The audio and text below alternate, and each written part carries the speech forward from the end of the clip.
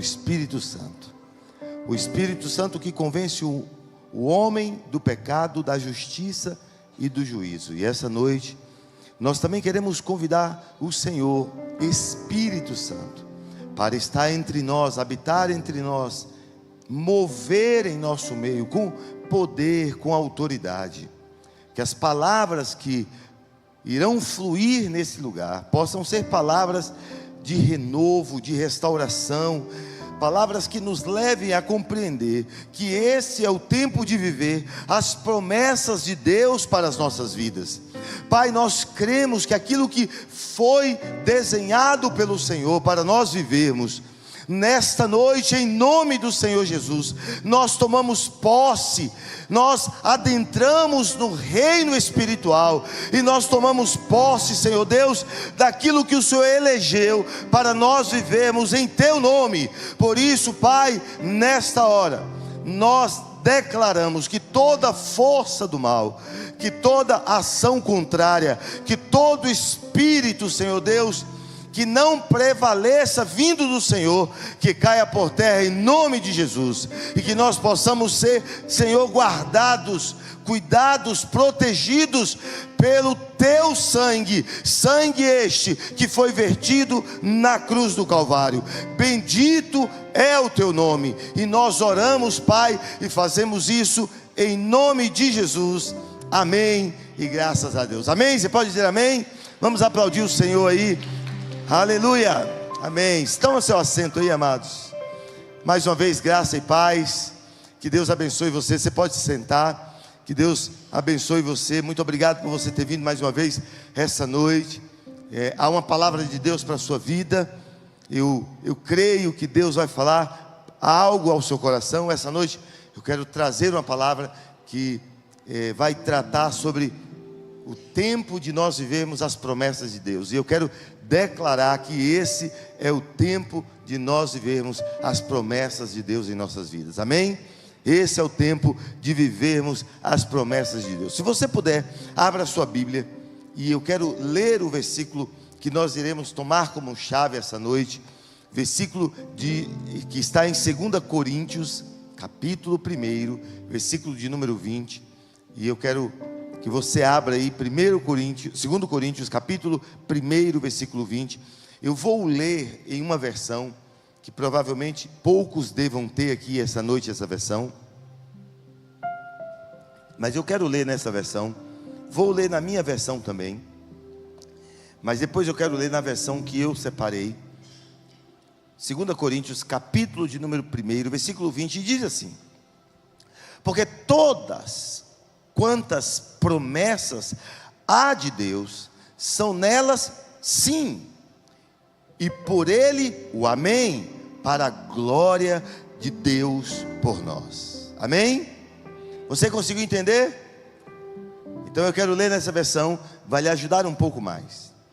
A Bíblia, a mensagem, ela diz assim: tudo o que Deus prometeu, encontra o seu sim em Jesus. Você pode dizer amém? Tudo o que Deus prometeu encontra o seu sim em Jesus. Por isso, por meio de Jesus, nós dizemos amém, glorificando a Deus. Uau, isso é incrível. Sabe, amados, nós vivemos em um tempo em que as pessoas perderam a esperança em como as promessas de Deus são concretizadas ou realizadas em nossas vidas. Alguns de nós acreditamos até que as promessas de Deus caducaram, que elas não estão mais ativas na nossa vida. Mas hoje eu quero trazer uma palavra ao seu coração, uma palavra de Deus ao seu coração, para reviver a sua fé na palavra de Deus, nas suas promessas. Porque Deus não mudou a sua palavra em favor do seu povo e as suas promessas em favor daqueles que dizem amém e que glorificam o nome do Senhor. O Espírito Santo nos convoca hoje a recordar, a chamar à existência em nossos corações aquilo que Deus é e aquilo que Deus representa. E Deus é aquele que não se esqueceu das promessas que Ele fez a cada um de nós. Sabe, eu posso fazer promessas para você, e eu posso esquecê-las. Às vezes, quem me lembra dos meus compromissos, na grande maioria, ou é a secretária da igreja, ou é a minha esposa. Você se recorda que você fez a promessa de fazer uma visita em tal lugar, e aí a minha esposa me lembra, a secretária me lembra, e eu vou ao meu compromisso. Mas Deus não precisa ser recordado, porque a sua memória, ela é infinita. Deus é aquele que, quando promete, Ele cumpre.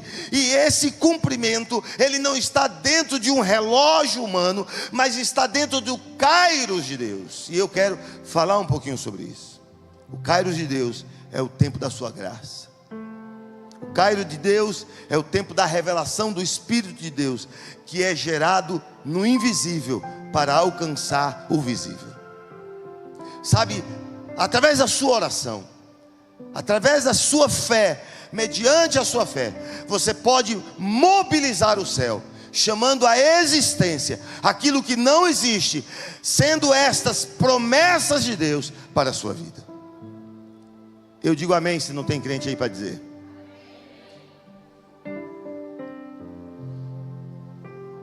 Sabe, há duas palavras no grego para tempo. A primeira palavra é o cronos, refere-se ao tempo de cronologia. Cronos, cronologia, relógio, estações, anos, dias, meses. O calendário humano é o tempo humano. Cronos é o tempo humano, é o tempo linear. É o tempo que eu estou nascendo, é o tempo que eu estou crescendo, é o tempo que eu estou envelhecendo, é o tempo que eu vou morrer. Dias, horas, meses, esse é o Cronos. Mas há o Kairos, e o Kairos é o tempo de Deus. É o tempo oportuno de Deus. É o tempo favorável de Deus. É o tempo de Deus para você. As coisas de Deus acontecem no tempo do Kairos. É o momento exato em que Deus vai agir em favor do seu povo. Sabe, Kairos não é o tempo qualitativo, não é um tempo de qualidade, mas é um tempo de quantidade. É o tempo em que Deus se derrama em nosso favor, em favor da humanidade. Cristo é a excelência do Kairos de Deus em nossas vidas. Cristo foi o tempo de Deus para que eu e você pudéssemos ter a salvação. Kairos é o tempo da intervenção divina. Kairos é o tempo em que os céus se convertem em favor de cada um de nós. Kairos é o tempo em que o céu toca a terra e algo sobrenatural acontece. É no Kairos que o milagre chega. Não é no Cronos, mas é no tempo de Deus que o milagre chega. Kairos é o tempo da promessa cumprida. É o tempo em que Deus cumpre a sua promessa na minha vida. É o momento em que, lá na eternidade, Deus para, olhe em meu favor, sonhe os meus sonhos e derrama esses sonhos em minha vida. Isso é Kairos. Kairos é o tempo de viradas espirituais. Kairos é o tempo em que eu saio da meninice espiritual e eu entro na maturidade espiritual. Kairos é o tempo em que eu saio da beira do rio e eu entro mais, mergulho mais, me aprofundo mais, eu quero mais de Deus. Kairos é eu saber que eu não vou me afogar, porque quanto mais profundo eu for, mais eu serei sustentado pelo Deus eterno. Aleluia. Kairos é o tempo de milagre. Kairos é o tempo de promessas. Mas sobretudo é o tempo do cumprimento das promessas de Deus em nossas vidas. Sabe, eu estou falando para alguém aqui essa noite. que está dizendo assim: pastor, estas promessas eu ouvi um dia, mas elas ainda não chegaram. Há uma palavra para você. Deus não me trouxe nesse lugar essa noite em vão. Você não me vê na quarta-feira aqui pregando. Hoje eu estou aqui porque Deus mandou trazer esta palavra para você. Há uma palavra de Deus para você. Enquanto o Cronos é marcado pela espera, os que creem em Deus vivem o Kairos, porque o Kairos é marcado pelo tempo da realização. Hoje eu quero que você entenda que há uma palavra profética de Deus para a sua vida. E que palavra é essa? Eu vou liberar sobre você. A palavra que eu quero liberar é tempo de viver as promessas de Deus. Há promessas na tua vida.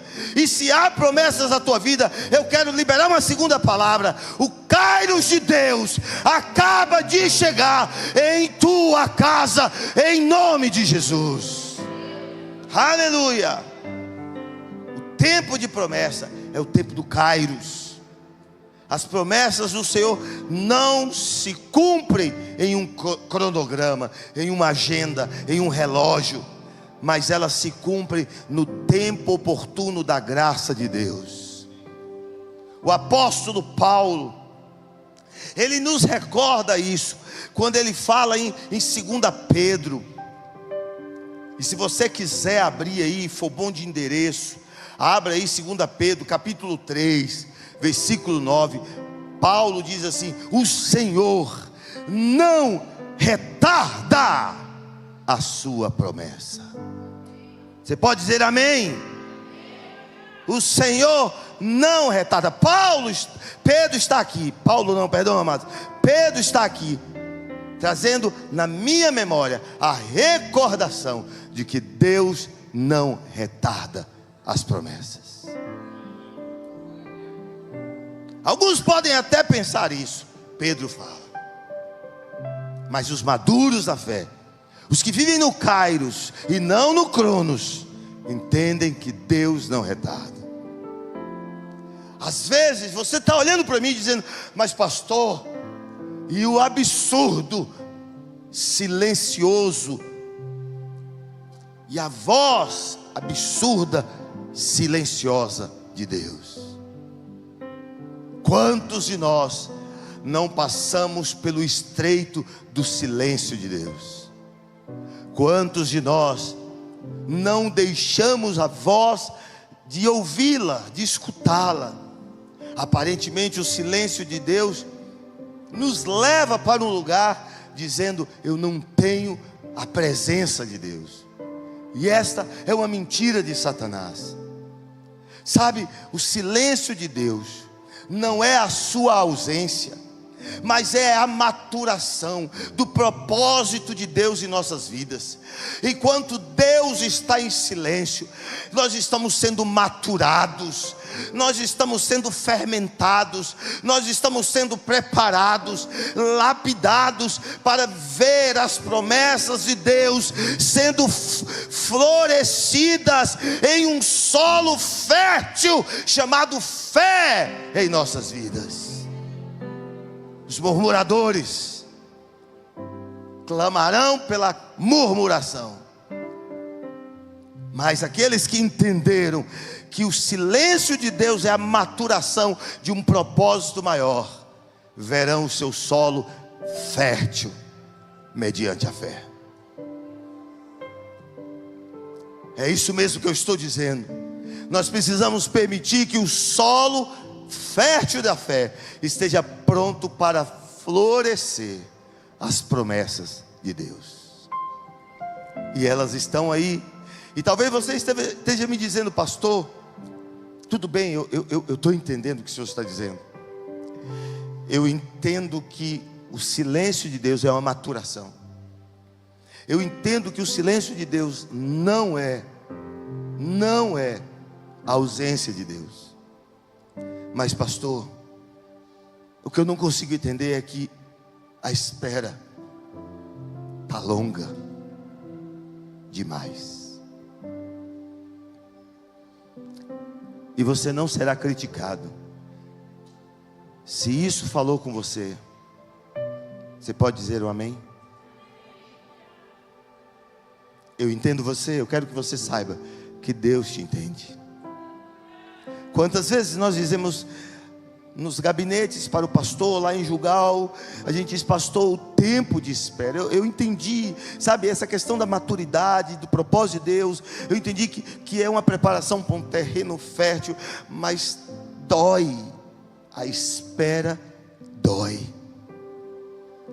Sabe, eu quero que vocês entendam que o Senhor está amadurecendo você cada dia mais, e Ele está amadurecendo o teu coração, para que você possa receber aquilo que Ele preparou para você.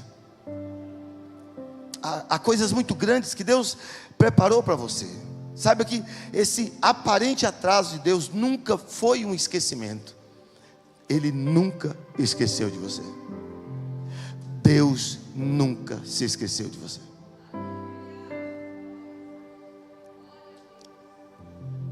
Eu conversei com alguém um dia desses, e essa pessoa me disse assim: pastor, eu não consigo ouvir aqui audível a voz de Deus, como parece que o senhor escuta aí, eu não consigo ouvir.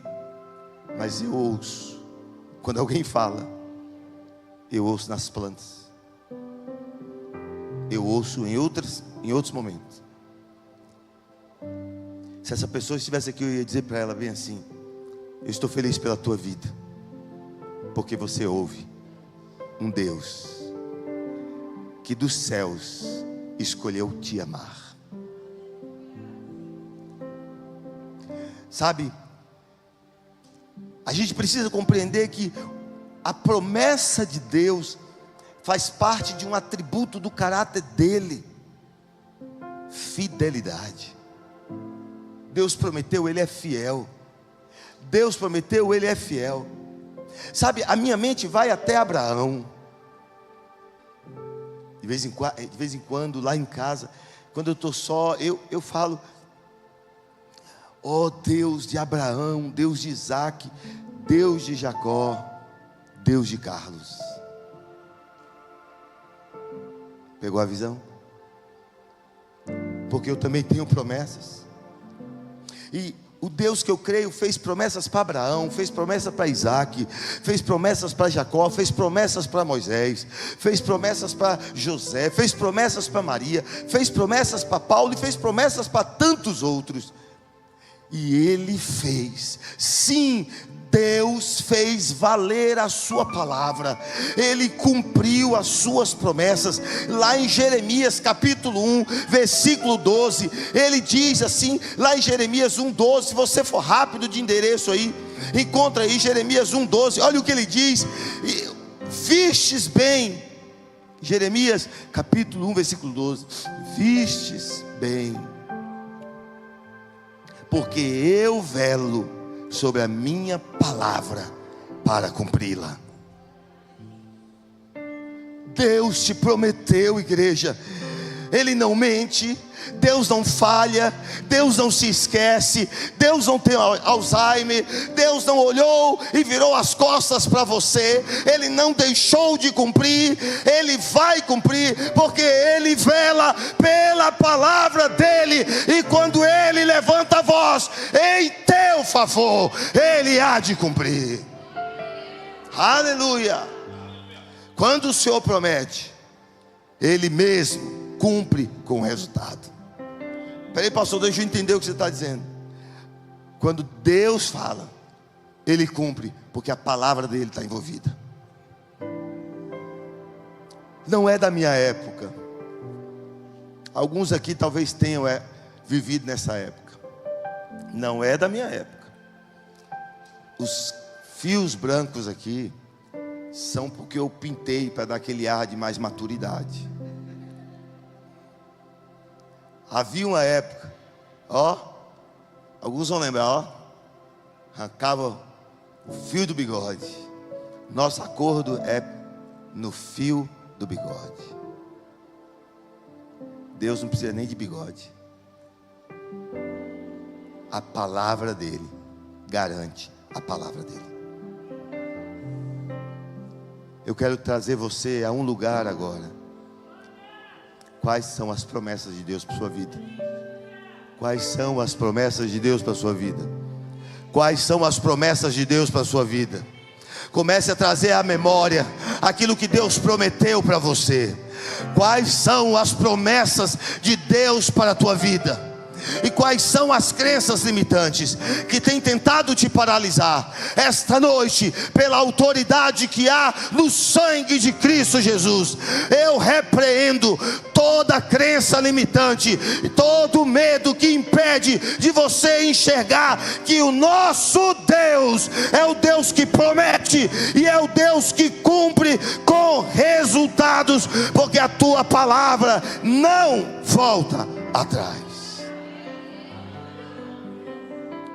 Deus sustenta a tua palavra, porque a palavra de Deus faz parte do caráter de Deus.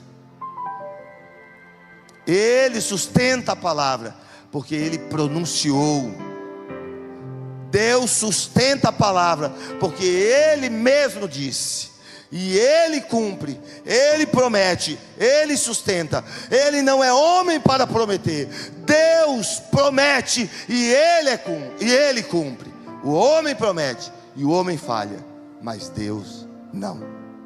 Portanto, não duvide das promessas de Deus, se o processo está doendo.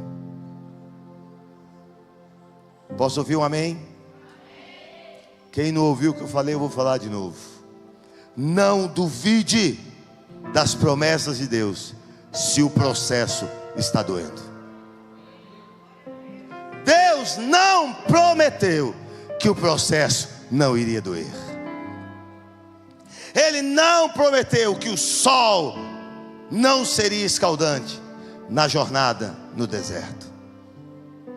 Mas Ele prometeu coluna de fogo e nuvem. Ele prometeu maná todos os dias. Ele prometeu que Ele estaria conosco todos os dias, até a consumação dos séculos. Aleluia. Pastor, está doendo. Vai doer. Eu nunca vi ouro ser levado ao fogo para ser purificado e não doer. Você não leva metais que não são preciosos, você leva ouro. Sabe, amados, e nós só viveremos as promessas de Deus através da obediência e da perseverança. Muitos desejam viver as promessas, muitos desejam receber a bênção de Deus, muitos desejam viver um patamar de promessas inimagináveis, mas poucos permanecem fiéis no processo. Tantos se perdem no meio do caminho por causa do processo. Quantos se inscrevem na escola de Gilgal, na escola da fé, e desistem no meio do caminho? Quantos descem as águas batismais e desistem no meio do caminho? Quantos levantam as mãos, aceitam Jesus como Salvador de suas vidas, caminham por um tempo essa jornada, mas desistem no meio do caminho? Poucos permanecem por causa do processo, poucos permanecem por causa da obediência. A obediência, se você não entende, é a chave que abre a porta da promessa. Se você quer receber as bênçãos de Deus, se você quer receber as promessas de Deus em sua vida, abra essa porta com a chave chamada obediência. Obediência. Obediência. A palavra diz: obedecer é melhor do que sacrificar. Israel esperou 40 anos para entrar na terra prometida. Saíram do Egito numa caravana que talvez demorasse 40 dias, mas passaram 40 anos na terra. Mas só Josué e Calebe mantiveram seus corações firmes em Deus. Eles acreditavam: aquele que prometeu é fiel para cumprir. Não, pastor, eu quero ver isso aí na Bíblia. Me mostra aí Hebreus, capítulo de número 10, versículo de número 23. Se você é rápido de endereço, abre aí Hebreus 10, 23. Olha o que diz aqui. A Bíblia diz: retenhamos firme a convicção da nossa esperança, porque fiel é o que? Fiel é o que? Prometeu. Aquele que prometeu. Não, a gente não vai sair desse caminho. Vamos, Josué. Vamos não, Calebe. Vamos ficar firmes. Firmes. Israel tinha a terra prometida para habitar, viver na terra prometida, mas morreram no deserto. Amados, você tem os céus. Sabe, João capítulo 10, versículo 10, a Bíblia diz assim, mais uma vez, se você for rápido de endereço, a Bíblia diz: o ladrão não vem senão para matar, roubar e destruir. Eu vim para que tenham vida, vírgula, e a tenham com abundância. Sabe, essa vida em abundância é para aqueles que não querem morrer no deserto. É para aqueles que não querem comer areia na cara. Eu estou lá, mas lá não é minha morada. O pé está queimando, a careca está queimando, mas é por pouco tempo, porque o deserto não é a minha morada. Ei, Deus, me ensina aí, me ensina. Porque se eu ainda estou no deserto, é porque há alguma coisa que eu não aprendi, e eu não quero ficar longe daquilo que o Senhor tem para a minha vida, por causa de desobediência. Então me mostre, abre minha visão, troca meu óculos, escancara minha vista, porque eu não moro no deserto, ele é passagem. Aleluia. Sabe, amados, as promessas é decidir também não desistir, mesmo quando tudo contradiz a fé. Quando seus amigos dizem: rapaz, esse negócio não tem jeito mais não. Seus parentes dizem: esse negócio não tem mais jeito. Às vezes até tua mulher vai dizer: esse negócio não tem mais jeito. Teu marido vai dizer: esse negócio não tem mais jeito. Aí você escuta o Espírito Santo falando no teu coração: no mundo tereis aflições. João capítulo 16, versículo 33. Mas tende bom ânimo, eu venci o mundo. Qual a correlação, pastor? Não entendi. Paulo traz a correlação. Paulo diz assim: eu posso todas as coisas naquele, e o nome dele é Jesus, que me fortalece. Por quê? Porque ele venceu a morte e ressuscitou ao terceiro dia, e está sentado à direita de Deus, meu Pai. Aleluia.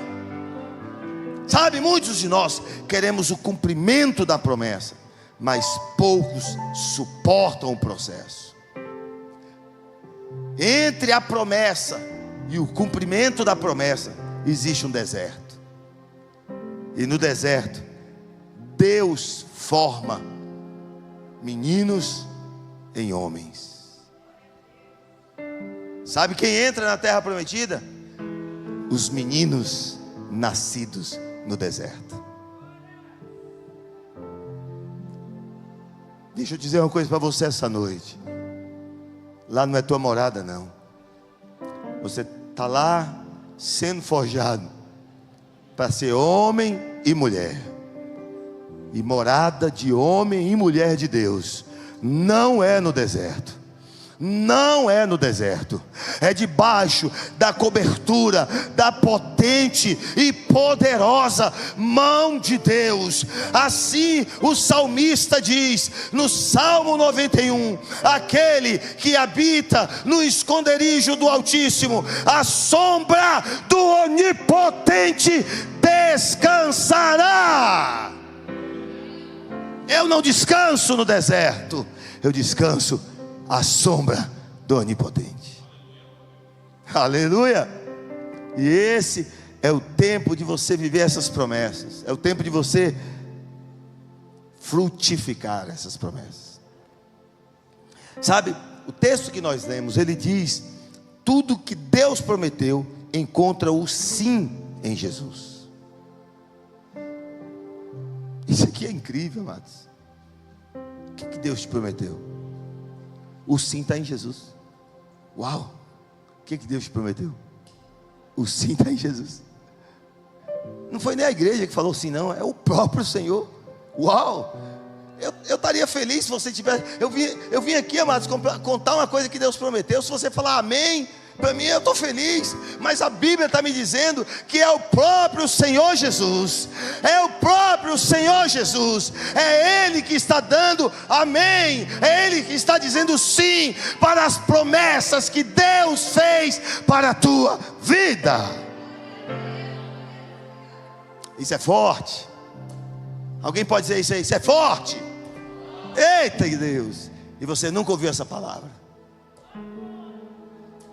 Por isso que Deus mandou você aqui hoje.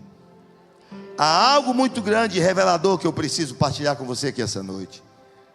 Toda promessa não cumprida, ou toda promessa cumprida, ela não tem a ver com você. Ela não é um troféu seu. Ela tem a ver com Deus. É Deus cuidando de você. É um pai cuidando de você. Não há méritos humanos. Há um Deus de amor. 1 João capítulo 4, versículo 8. E se você for rápido de endereço, aí você vai encontrar também. 1 João capítulo 4, versículo 8. Diz assim: aquele que não ama não conhece a Deus, porque Deus é amor. Vamos ver se é isso mesmo? Aquele que não ama não conhece a Deus, porque Deus é amor. Deus não tem amor não, amados. Deus é. A palavra amor não é uma característica somente de Deus. Faz parte do seu caráter. É impossível existir Deus sem amor. E é impossível existir o amor sem Deus, porque o amor procede de Deus. Sabe, Ele cumpre para que seu nome seja exaltado. As promessas dele, Ele cumpre na sua vida, para que o nome dele seja exaltado, para que as nações vejam que Ele é fiel. Deus é fiel. Quando Ele cumpre suas promessas, Ele não está satisfazendo um desejo pessoal dele, não. Ele está fazendo algo muito maior. Ele também não está satisfazendo um desejo pessoal seu, não. Ele está fazendo algo maior. Quando Deus cumpre as promessas na sua vida, Ele está fazendo algumas coisas. A primeira delas, Ele está gerando testemunho. Então, quando as promessas de Deus são cumpridas na sua vida, você tem que falar, testificar, abrir a boca, colocar para fora. Segundo, é para que o nome dele seja glorificado. Mas existe outra coisa. Quando Deus nos abençoa e as promessas dele são cumpridas em nós, é também para que essas promessas dê frutos. Dê frutos. Deus não nos criou para sermos egoístas. Ele nos criou para que nós possamos partilhar. O tempo de viver as promessas de Deus é agora. Mas nós precisamos entender que Deus nos elegeu para viver cada uma delas de forma exclusiva. As promessas são uma resposta de Deus para nós, e o cumprimento é uma resposta de nossas orações para Deus. Não existe promessas de Deus sem Ele as fazer. E não existem promessas de Deus sem o meu joelho no chão, clamando ao Senhor. Sabe, eu entendo que quando Deus cumprir o que prometeu, você não deve esquecer. Você não deve jamais esquecer. Eu entendo também que você deve usar esse tempo de cumprimento da promessa para gerar fé na vida de outras pessoas. Gerar fé.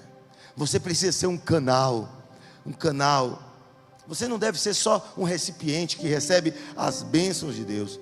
Você deve também transbordar. Deve levar isso. Sabe? Abacuque capítulo 2, versículo 3. Na Bíblia a mensagem, eu vou ler aqui, porque a mensagem está aqui, essa aqui é outra versão.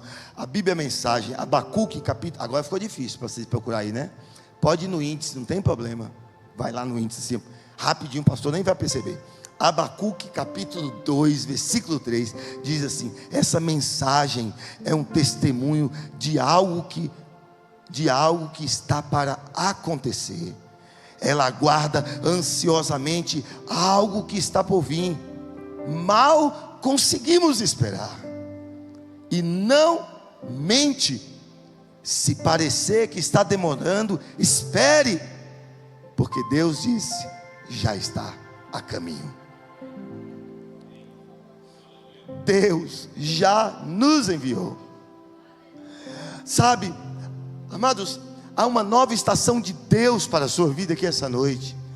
Há uma nova estação de Deus para a sua vida. Eu tomo posse disso para a minha vida. Há um novo tempo de Deus chegando. Um tempo novo sendo lançado para fora. E um tempo novo de Deus chegando. E com essa chegada desse tempo novo, as promessas de Deus estão vindo com elas. E elas vão se cumprir na minha vida. Vem também o tempo que as promessas se cumprem. O tempo de frutificação, onde eu irei frutificar na vida de pessoas. Com a chegada desse tempo de promessa, será cumprido na minha vida. O que, pastor? O que era lágrima, o que era travesseiros molhados, o que era solidão, o que era dor, o que era isolamento, o que era alma ferida, coração abatido, desespero de alma. Está chegando esse tempo de promessa de Deus, que está se cumprindo, que onde todas essas coisas que antes existiam, se tornará testemunho na sua vida. Você não terá vergonha de contar o que você viveu, porque o tempo novo chegou. Sabe, pastor, lá é um deserto. Aonde eu estou vivendo é um deserto. Deixa eu te dizer, Deus vai transformar o seu deserto em um jardim. Flores vão nascer, árvores frutíferas. Sabe, amado, se o seu coração está ardendo agora por essa palavra, eu quero dizer que isso é um sinal profético de Deus para a sua vida. O tempo de espera está dando lugar ao tempo de cumprimento.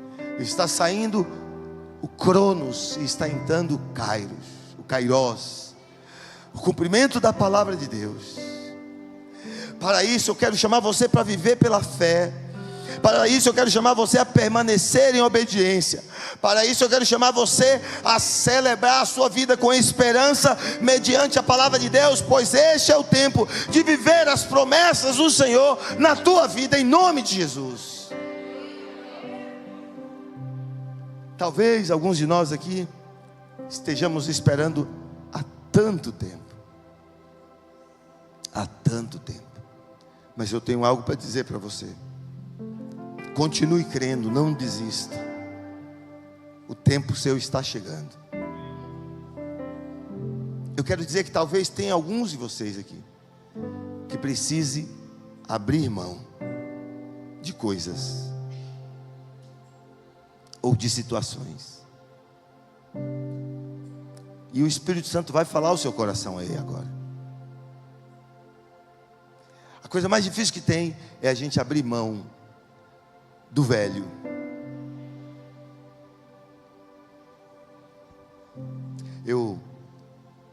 Eu ganhei um carro uma vez.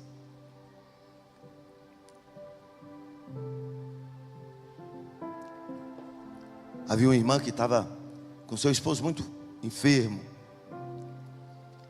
E orei por ele e ele foi curado em nome de Jesus. E ela ficou numa gratidão e me chamou para ir até a casa dela.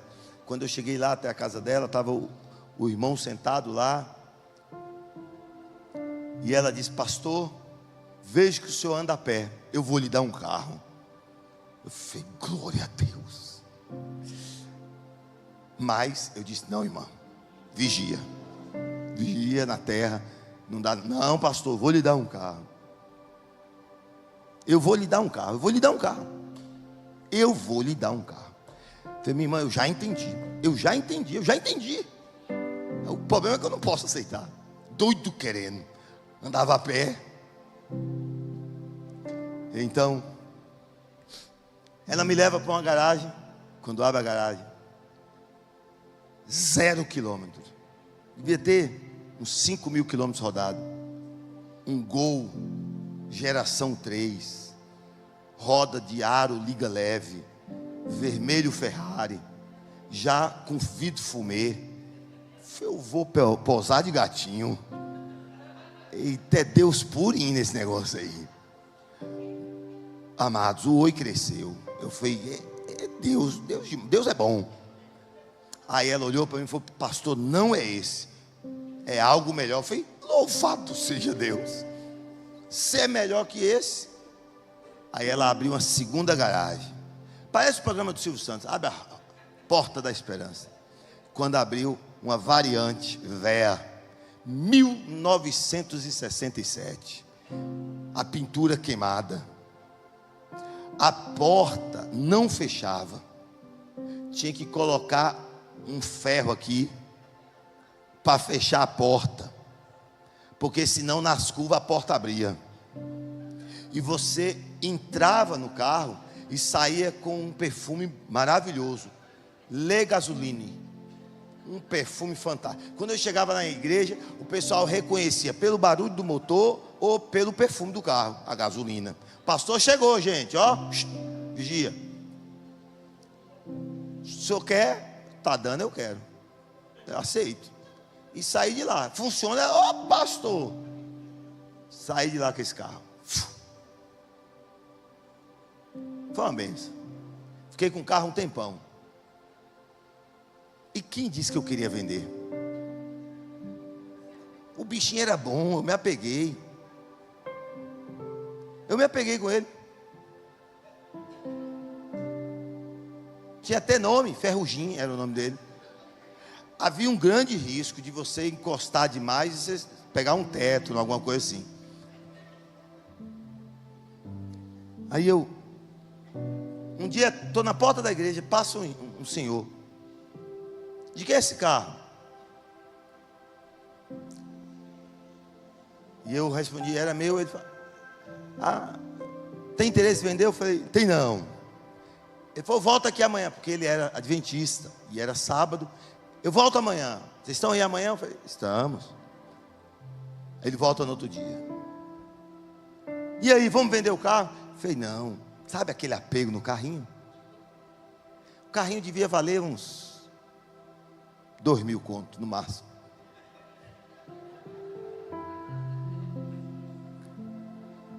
Aí eu falei: nem se ele me der 50 mil eu vendo.